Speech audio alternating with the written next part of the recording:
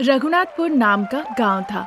उस गांव में शारदा अनामिका सास बहू रहा करती थी। उन्हें मछलियाँ पकड़ने आता था, इसलिए मछलियाँ पकड़ के बेचा करती थी। सासू माँ शारदा नदी किनारे खड़े होकर जाल फेंकती थी और मछलियों को पकड़ के उन्हें टोकरियों में रखती थी।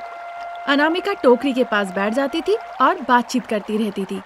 बहू, इस तरह खाली बैठने के बदले जाल फेंक कर तुम भी तो थोड़ी मछलियाँ पकड़ सकती हो। अरे बाप रे, समझौता तो समझौता है। इस समझौते से अगर इधर उधर जाऊं या फिर वादा तोड़ूं तो आपने कहा था कि आपके लिए मौत समान होगी, और मैं बिल्कुल नहीं चाहती हूँ माँ जी कि आप इतनी जल्दी चल बसे। तुम्हारी इच्छा है बहू, तुम चाहती हो ना मैं जिंदा रहूं। हम मछली पकड़ने के अलावा भी एक समझौता कर सकते हैं।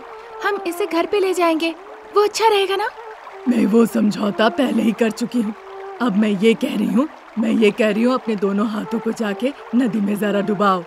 वो सब मैं नहीं कर सकती हूँ माँ जी, क्योंकि मुझे समझौता बहुत पसंद है, और हमारे समझौते के मुताबिक आप नदी में जाल फेंककर मछलियाँ पकड़ेंगी और उसके बाद उन मछलियों को मैं ठेले में रखूंगी और उन्हें ले जाकर बेचूंगी। यही थी ना माँ जी? बिना दिमाग लगाए मैं वो समझौता कर दी थी, तुम नहीं आई थी इसलिए। अब वो समझौता की क्या जरूरत है माँ जी। उसकी बातों पर दुखी होकर शारदा फिर मछलियाँ पकड़ने लगती है और फिर धीरे धीरे पूरी टोकरी भर जाती है। बहू, अब मेरा काम हो गया, अब तुम अपना काम करो। शारदा के कहने पे अनामिका उस मछली के टोकरी को अपने सर पे उठा के घर के तरफ चली जाती है। घर के पास रखा हुआ ठेले पे उस मछली की टोकरी को रख के वो बेचने निकल जाती है। फिर गांव में घूम घूम के वो मछली बेचती है। वो जो पैसे कमाती है उसके साथ उसके पति भी कुछ पैसे जोड़ते हैं और इस तरह खुशी खुशी जीवन बिता रहे होते हैं। ऐसे ही दिन बीत रहे थे। फिर जैसे ही गर्मी आ गई, गर्मी की वजह से सारा बोर, तालाब और सारे जल स्रोत एक साथ सूख गए। इस वजह से सास बहू का मछली पकड़ के उसे बेचने का काम भी नहीं रहा। इस तरह उनके पतियों को भी काम मिलना मुश्किल हो गया। उनके पास जो किराने का सामान था उससे सिर्फ वो एक वक्त का खाना ही खा रहे थे। तभी एक दिन आंगन में बाप बेटा प्रसाद और रमेश, उनके साथ सास बहू शारदा और अनामिका एक साथ बैठ के अपनी जिंदगी के बारे में वो चर्चा कर रहे थे। तभी अचानक से उनके यहाँ एक साधु आते हैं। वो बहुत ज्यादा भूखे थे। बेटा, बेटी, मुझे बहुत भूख लगी है, मुझे खाना खिलाने से तुम्हें पुण्य मिलेगा। इस तरह वो विनती करते हैं। ऐसा सुनकर मानो की सास बहू दिल से हिल जाती है। अरे स्वामी जी जाइए, हमारे पास ही खाने को नहीं है, हम आपको कहाँ से खिलाएंगे, जाइए जाइए। बाप बेटा प्यार से चाह रहे थे उन्हें कैसे भी वहाँ से भेज देना, पर सास बहू उन्हें रोकती है। वो साधु को घर के अंदर ले आती है और उनके पास जो भी था उन्हें खाने के लिए देती है, पानी भी देती है। बाप बेटा को ये अच्छा नहीं लगता, इसीलिए वो पीछे के बगान में जाके एक पेड़ के नीचे बैठ जाते हैं। सास बहू शारदा अनामिका साधु के पास ही खड़ी रही। जो खाना उन्हें खाने के लिए दिया गया था वो खा के साधु पानी पीते और सास बहू को देखने लगते हैं। उन्हें महसूस होता है कि सास बहू तकलीफों से गुजर रही है, पर वो जता नहीं रही है। फिर साधु उनसे कहने लगते हैं, जिंदगी कैसी चलेगी इस बात को लेके परेशान मत हो। जो जीवन देता है वो रास्ता भी दिखाता है। सृष्टिकर्ता ही तुम्हारी मदद करेंगे। अभी मैं तुम्हें एक मंत्र बता रहा हूँ। जब भी ये मंत्र तुम लोग जाप करोगे, जो भी दिल से मांगोगे वो तुम्हें मिल जाएगा, क्योंकि तुम लोगों का दिल साफ है, इसीलिए तुम लोगों के साथ अब से सब कुछ भला ही होगा। फिर उन्होंने एक मंत्र सास बहू को 3 दफे बताई। सास बहू ने भी 3 दफे उस मंत्र को दोहराई। सास बहू का मन शांत हो गया। फिर वो साधु वहाँ से चले गए। 2 दिनों के बाद घर के सारे राशन पानी खत्म हो गए थे और पैसे भी नहीं थे कि वो जाके राशन पानी खरीदे। फिर सास बहू उस मंत्र को जाप करने के बारे में सोचती है जो साधु ने उन्हें बताया था। सासू माँ, फिर हम क्या मांगेंगे? तुम ही बताओ बहू, हम क्या मांग सकते हैं? मैं तो चाहती हूँ कि बस मछलियों की बरसात हो जाए माँ जी। मछलियों की बरसात कभी होती है क्या बहू? साधु जी ने बताया था ना, हम जो भी मांगकर उस मंत्र का जाप करेंगे वही होगा। इसीलिए अब हम मछलियों की बरसात के लिए मंत्र जाप करेंगे। मछलियों की बरसात होगी तो हम क्या करेंगे? अगर मछलियों की बरसात होती है तो माँ जी हम उन मछलियों को पकड़ के जाके बेचेंगे। फिर बेचकर जो पैसे आएंगे उन पैसे से हमें जो चाहिए हम खरीद सकते हैं। फिर तो बहू ये मछलियों की बरसात की तरकीब अच्छी है। ऐसा कहने के बाद सास बहू आंखें बंद करके हाथ जोड़ के साधु के बताए गए मंत्र को जाप करने लगती है। उसी के साथ सास बहू के घर में मछलियों की बरसात होने लगती है। ये देखकर सास बहू बहुत खुश होती है। मछलियों की बरसात देखकर बाप बेटे बड़े आश्चर्य होते हैं और उनके मुंह खुले के खुले ही रह जाते हैं।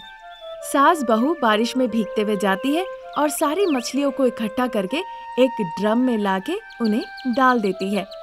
इस तरह मछलियों से ड्रम भर जाता है। फिर सास बहू मंत्र पढ़ के बारिश को रुकने के लिए कहती है। फिर सास बहू मिलके उस साधु के बारे में सोचती है और उन्हें दिल से धन्यवाद कहती है। अनामिका, हमारे समझौते के अनुसार ये मछली लेकर ठेले में तुम बेचने के लिए जाओगी, याद है ना? माँ जी, जब बारिश हो रही थी तो हम दोनों गए थे ना मछलियाँ पकड़ने, तो अब हम दोनों जाके इन मछलियों को बेच आएंगे। फिर देर किस बात की, चलो। शारदा के कहने पे वो मछलियाँ ठेले पे रख देती है। शारदा अनामिका ठेले को ढकेलते हुए मछलियाँ बेचने के लिए चली जाती है। ताजी ताजी मछली सिर्फ 200 रुपए में, आओ बाबू आओ। मछली लीजिए मछली, ताजी ताजी मछली सिर्फ 200 रुपए, आइए मैडम आइए। इस तरह सास बहू कहते हुए ठेले को ढकेलते हुए मछलियाँ बेचने लगती है। जैसे ही उनकी आवाज मछली प्रेमियों के कानों तक पहुँची, सभी लोग ठेले के पास आ गए और अपने पसंदीदा मछलियाँ उनसे लेने लगे। सब एक एक आके पैसे देते हैं और सास बहू के पास से वो अपने पसंदीदा मछलियाँ खरीद के ले जाते हैं और उन सारे पैसों को सास बहू अच्छे से रख लेती है। फिर जब तक सारी मछलियाँ नहीं बिकती है वो घूमते ही रहती है। कमाए हुए पैसों से वो घर का सामान खरीदती है, घर लौट के खाना पकाती है। सब मिलके स्वादिष्ट भोजन करते हैं और खुशी खुशी जीवन बिताने लगते हैं। ये स्टोरी अगर आपको पसंद आई तो हमारे चैनल को जरूर सब्सक्राइब करें। Thank you for watching. घने जंगल के ठीक बगल में एक छोटा सा गांव था। उस गांव में शारदा अनामिका नाम की गरीब सास बहू रहा करती थी। उनके पति प्रसाद और रमेश मजदूरी का काम करते थे, पर उन पैसों से उनका गुजारा ठीक से नहीं हो पाता था। इसलिए सास बहू उस घने जंगल से लकड़ियां काट के उसे बेचा करती थी। फिर जो पैसे आते थे उससे उनकी जिंदगी खुशहाल तरीके से चलती थी। एक दिन अनामिका कुल्हाड़ी लेके जंगल के तरफ लकड़ियां लाने के लिए जाती है। माँ जी, मैं लकड़ियां लाने के लिए जंगल जा रही हूँ, आप भी चलेंगी क्या? अनामिका के ऐसे पूछने पर सासू माँ शारदा बड़े रुखड़ेपन से पूछती है। इसके अलावा चारा ही क्या है, चलो चलते हैं। मेरी तबीयत ठीक है नहीं है, मैंने खाना खाया या नहीं खाया, पर लकड़ियाँ लाने तो जाना ही पड़ेगा। उन्हीं को बेचकर 2 वक्त की रोटी मिल रही है। लकड़ियाँ लाना भूल जाऊं तो कैसे चलेगा बहू, बताओ। क्या हो गया माँ जी, आपकी तबीयत ठीक नहीं है क्या? वैसी बात नहीं है बहू, चलो जल्दी जाएंगे और लकड़ियाँ काट के शाम होने से पहले ही लौट आएंगे। ऐसा कहकर शारदा आगे आगे चलने लगती है। कुल्हाड़ी पकड़ के अनामिका उनके पीछे पीछे चलने लगती है। फिर गांव के इलाके से निकल के जैसे ही जंगल पहुंचती है, अनामिका कहती है, माँ जी एक बात बताइए, अचानक से 10 करोड़ रुपए मिले तो अब क्या करेंगी? अचानक से बहू का दिल 10 करोड़ की तरफ क्यों जा रहा है? वैसा कुछ नहीं माँ जी, ऐसी तरकीब आ रही है। बताइए ना, अगर आपको कहीं से अचानक से 10 करोड़ रुपए मिल गए तो आप क्या करेंगी? अरे पगली, हम लकड़ियाँ बेच के गुजारा कर रहे हैं, ऐसे अचानक से 10 करोड़ रुपए कहाँ से मिलेंगे, तुम ही बताओ। अरे माँ जी, कम से कम सोच तो हम सकते ही है, बताइए ना क्या करेंगी आप 10 करोड़ रुपए मिल गए तो? ठीक है बहू, जैसा तुम सोच रही हो, अगर मुझे 10 करोड़ रुपए कहीं से मिल गए तो मैं वो पैसे लाके सीधा तुम्हें दे दूंगी, तुम ही खर्च करना। मुझे याद है माँ जी, कुछ लोग चर्चा कर रहे थे, कह रहे थे कि गरीब होके पैदा लेना ये हमारे हाथ में नहीं रहता है, पर अगर गरीब होके हम मर रहे हैं तो निश्चित ये हमारी गलती है। ये तो सच है बहू, पर अब हम क्या कर सकते हैं? तो फिर हम भगवान की पूजा पाठ करें और कहे कि आपने हमें गरीब पैदा किया वो ठीक है, पर आपको अब हमें अमीर बनाना ही होगा। हाँ माँ जी, मैं भी यही सोच रही थी और आपने वही कह दिया। अब मैं भगवान जी से पूजा करके मांगूंगी कि वो 10 करोड़ रुपए दे दे। हो गया बहू, कहकर तुम्हें शांति मिल गई। मेरी बातें सुन के आपको मजाक लग रहा है ना माँ जी? मजाक नहीं है बहू, समझना होगा तुम्हें। हमें मेहनत से ही पैसे कमाने होंगे, इस तरह से लालच करना सही बात नहीं है। इस तरह सास बहू बात करते हुए जंगल की तरफ जाती है। दोनों जाके लकड़ियाँ काटने लगती है। फिर वहाँ से दोनों उन जलाओ लकड़ियों को लेकर सीधा बाजार चली जाती है। वहाँ सास बहू उन लकड़ियों को बेचती है। फिर उन पैसों से वो घर के राशन पानी का सामान खरीद ले आती है। इसी तरह दिन निकल रहे थे। उसी गांव में दामोदर नाम का एक जमींदार रहा करता था। उसके पिताजी ने जो जमीन किसानों को दान में दिया था, वो पैसे और सोने का प्रलोभन दिखाकर उन किसानों से वो जमीन वापस ले रहा था और उन्हीं जमीनों को पैसे लेकर लीज पे दे रहा था और लोगों के ऊपर हक दिखाने लगा था। अब जमींदार की नजर सास बहू की जमीन पे थी। इसी मतलब से उसने अपने नौकर रंगा को सास बहू के पास भेजा। माँ, बहू रानी, जमींदार बाबू ने आप लोगों को उनके पास तुरंत ले जाने को कहा है, जल्दी चलिए। जमींदार बाबू ने हमें वहाँ क्यों बुलाया? हम बड़े लोगों से पूछते नहीं हैं, वो जो कहते हैं वही करते हैं। ऐसा कहकर सास बहू को साथ लेकर रंगा जमींदार बाबू के पास पहुँचता है। जमींदार बाबू, आपने कहा था, मैं सास बहू को ले आया। सास बहू को देखकर जमींदार बाबू बिना कुछ कहे ही उनके सामने 2-2 रुपयों की गड्डी रख देते हैं। पैसों की गड्डियों को देखकर सास बड़ी आश्चर्य हो जाती है, पर बहू अनामिका लालच की नजरों से देखने लगती है। माँ जी, पैसे उठाकर ले लीजिए। आप इस तरह 2-2 पैसों की गड्डियों को आश्चर्य से क्यों देख रही हैं? तुम चुप रहो बहू, पैसे ही काफी नहीं होते हैं। बिना आगे पीछे समझे मैं इन पैसों को उठा लूं क्या? कम से कम ये जानना जरूरी है कि ये जमींदार हमें पैसे आखिर में क्यों दे रहा है। ये पैसे लेकर अपनी जमीन हमें दे दो। हमने तो आपसे नहीं कहा कि हम जमीन बेचने वाले हैं। अगर ऐसी बात है तो माफ कीजिएगा, हम चलते हैं। कितने पैसे तुम चाहती हो, मैं तुम्हें दूंगा। अगर पैसे नहीं चाहती हो तो मैं तुम्हें सोना दूंगा, पर तुम्हें इस जमीन को मुझे बेचना ही पड़ेगा।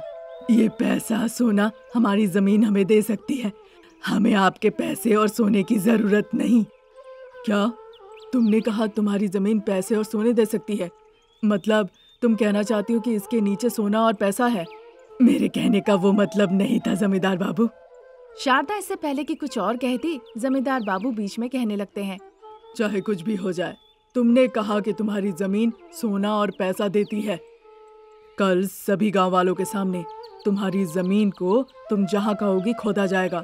जैसा कि तुमने कहा कि तुम्हारी जमीन में सोना और पैसा है। अगर वो सब कुछ हमें मिल गया तो फिर सब कुछ तुम्हारा। फिर मैं कभी ये जमीन लेने नहीं आऊंगा। अरे रे मालिक, आप मुझे गलत समझ रहे हैं, मुझे माफ कर दीजिए। मेरे पति ने बहुत मेहनत से एक एक पैसे जोड़कर उस जमीन को खरीदी थी, इसीलिए मैं बेच नहीं सकती। मुझे माफ कीजिए, ये सब मैं कुछ नहीं सुनूंगा। अब तुम्हारी किस्मत पर सब निर्भर करता है। ऐसा कह के जमींदार अंदर चला जाता है। दुखी होकर सास बहू अपने घर लौट आती है। जमींदार ने जो कहा उस बारे में वो सोचती है। वो दुखी होकर रात भर सो नहीं पाती। सूरज निकल आता है। जमींदार और नौकर रंगा सास बहू के जमीन के तरफ जाते हैं। रंगा कहता है कि वो कुदाल से मिट्टी खोदने के लिए तैयार है। बताओ फिर किधर खोदना है? लाखों समझाने के बाद भी मकान मालिक सुनने को तैयार नहीं था। मानो की जमीन हड़पने का वो ठान ही लिया था। ये बात शारदा अनामिका समझ गई थी। शारदा जमीन के बीच में खड़े होकर भूमि देवी से प्रार्थना करने लगती है। रंगा जमीन खोदने लगता है। थोड़ी देर बाद जमीन के अंदर से 2 मटके निकल आते हैं। उनमें से एक घड़ा धन से भरा हुआ था और दूसरा घड़ा सोने से। रंगा आश्चर्य होके उन घड़ों को जमीन पे लाके रखता है। जमींदार बाबू भी बड़े आश्चर्य होके देखने लगते हैं। थोड़ी देर बाद, तुम्हारी सास और तुम्हारी किस्मत अच्छी है। अब ये सोना, पैसा और जमीन सब तुम्हारा। ऐसा कहकर वो वहाँ से चले जाते हैं। सास बहू भूमि देवी को धन्यवाद कहती है। उन पैसों से वो एक नया घर बनाती है। जलाओ लकड़ी बेचना बंद कर देती है। शारदा कपड़े की दुकान लगाती है और बहू अनामिका चूड़ियों की दुकान लगाती है। सास बहू के ढेरों कष्टों के बाद अब उनकी जिंदगी खुशहाल हो जाती है। ये स्टोरी अगर आपको पसंद आई तो हमारे चैनल को जरूर सब्सक्राइब करें। Thank you for watching.